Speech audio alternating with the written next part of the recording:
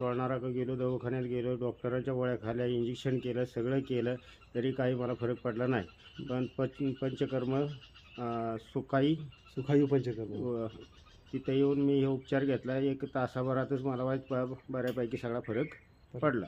बरं. ते एक 2 दिवसाची ट्रीटमेंट आहे. 2 दिवसाच्या ट्रीटमेंटचे पूरक करून मला समाधानी व्हावं. बरं, आता सध्या तर कसं वाटतं बघा सांगा आता आम्हाला. मला कमीत कमी 75% हात माझा खालीवर व्हायला लागलाय पण होत नव्हता हात ना. हां.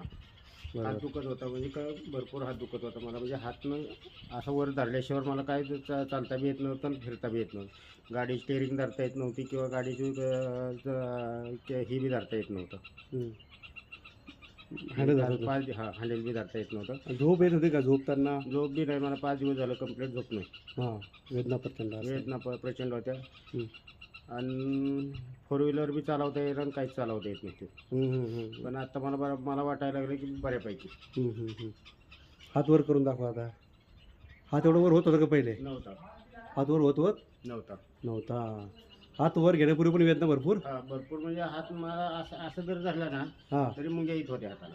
हां हां पण हां. आता मला हात मुंग्या येणं काय म्हणत काय होत नाही.